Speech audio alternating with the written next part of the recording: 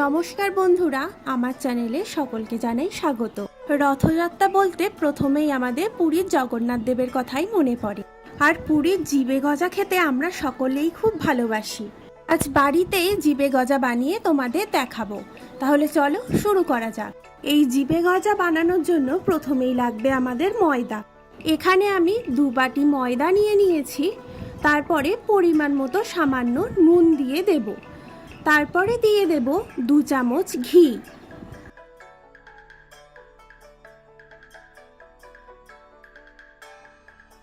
আর দিয়ে দেব 2 চামচ সাদা তেল।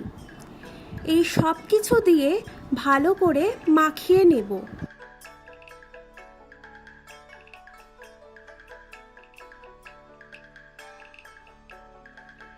ময়ামটা যাতে ভালো করে হয় সেই জন্য দেখতে হবে। দেখো এখানে আমার হাতের মুঠোয় এরম হয়ে আসছে, তার মানে বুঝতে হবে ময়ামটা খুব সুন্দরভাবে হয়েছে। এবারে অল্প অল্প জল দিয়ে এটাকে ভালো করে একটা ডো বানিয়ে নেব। এখানে আমার ডো বানানো হয়ে গেছে। এর উপর থেকে সাদা তেল দিয়ে দেব, দিয়ে কিছুক্ষণ রেখে দেব। 10 মিনিট মতো এটা রেখে দেব। এই গজা বানানোর জন্য আমাদের একটা পেস্ট তৈরি করতে হবে। তার জন্য আমি একটা বাটিতে 4 চামচ সাদা তেল নিয়ে নিয়েছি আর 1 চামচ ময়দা দিয়ে ভালো করে মিক্সড করে নেব। ময়দার দানা যাতে না থাকে ওই জন্য অনেকক্ষণ ধরে মিক্সড করতে হবে। করতে করতে দেখো এরকম একটা সুন্দর ব্যাটারে পরিণত হবে। 10 মিনিট হয়ে গেছে। ময়দাটা এবারে আমরা ভালো করে আরেকবার মাখিয়ে নেব। মাখানো হয়ে যাওয়ার পর এরকম লম্বা করে শেপ দেব। দেয়া হয়ে গেছে দেখো। এবারে আমরা কেটে নেব।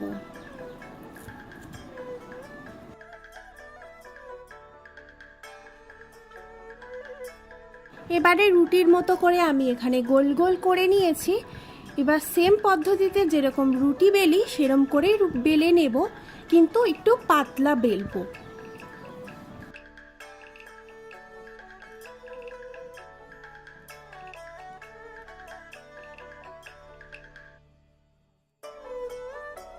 পাতলা হলে এগুলো কিন্তু খাওয়ার সময় খুব সুন্দর হবে আর ডিজাইনটাও খুব সুন্দর ফুটে উঠবে। দেখো এরকম পাতলা করে বেলে নিয়েছি, তোমাদের একটু দেখিয়ে দিলাম।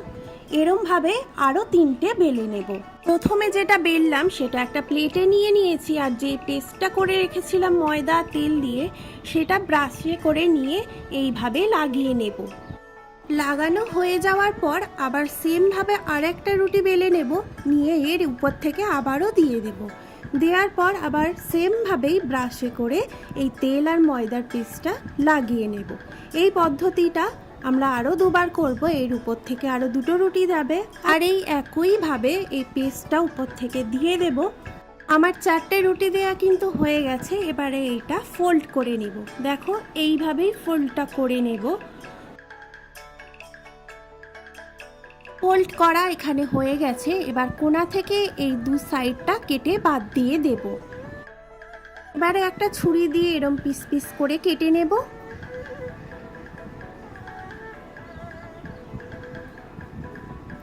কেটে নেওয়ার পর দেখো কি সুন্দর ডিজাইন হয়েছে না? এটা এখনো বাকি আছে।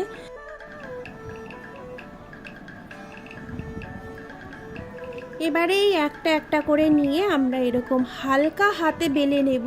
বেশি চাপ দেব না, উপর থেকে হালকা চাপ দিলেই দেখবে 2 পাশ থেকে ডিজাইনগুলো খুব সুন্দরভাবে ফুটে উঠবে। তাহলে চলো সবগুলো বেলে ফিরে আসছি। আমার এখানে বেলা হয়ে গেছে, তেলটাও গরম করে নিয়েছি। এবারে লাল লাল করে ভেজে নেব। গ্যাসের ফ্লেমটাকে একটু কম রাখবো, না হলে উপর থেকে পুড়ে যাবে আর ভিতরে হবে না। সেই কারণেই হালকা আঁচে দিয়ে লাল লাল করে ভাজতে থাকবো। দেখো আমার ভাজা প্রায় হয়ে এসছে, একটা কালারও এসছে খুব সুন্দর। আরও 2-3 মিনিট ভেজে নেব। এটা আমি আরেকটু লাল লাল চাইছি। এই যে এরকম লাল লাল হয়ে এসছে। এবারে এগুলো আমরা তেল ঝরিয়ে একটা প্লেটে তুলে রাখবো। যা আমার হয়ে গেছে। এবারে আরেক পাশে আমি চিনির শিরা তৈরি করে নেব। তার জন্য 1 বাটি চিনি নিয়েছি, 1 বাটি জল নিয়েছি। যেই মাপের চিনি নেবে সেই মাপেরই জল নিতে হবে। আমি এতে একটা এলাচ দিয়ে দিলাম মাঝখান থেকে ছিঁড়ে, এতে গন্ধটাও খুব সুন্দর আসবে। এবারে আরও 5-10 মিনিট ধরে এটাকে ফোটাবো, যতক্ষণ না পর্যন্ত দেখো কমে একদম একটুখানি হয়ে গেছে। এই পর্যায়ে ভেজে রাখা গজাগুলো দিয়ে দেব, দিয়ে একটু নাড়াচাড়া করে নেব। তো এবার কড়া থেকে নামিয়ে নিলেই তৈরি হয়ে যাবে আমাদের জিভে গজা। খুব কম উপকরণ দিয়ে বাড়িতেই কিন্তু খুব সুস্বাদু একটি গজা তৈরি করা যায়। রথের দিন অবশ্যই সবাইকে বানিয়ে খাওয়াবেন। দেখো ডিজাইনগুলোও কত সুন্দর হয়েছে, পুরো একদম দোকানের মতো, কেউ বুঝতেই পারবে না এটা বাড়িতে বানানো। অবশ্যই একবার ট্রাই করে দেখবেন, খুবই সুন্দর হয় খেতে। আমার আজকের ভিডিও তাহলে এইটুকুই। ভালো লাগলে লাইক, কমেন্ট, শেয়ার করে দেবেন। আবার দেখা হবে নেক্সট ভিডিওতে। নমস্কার।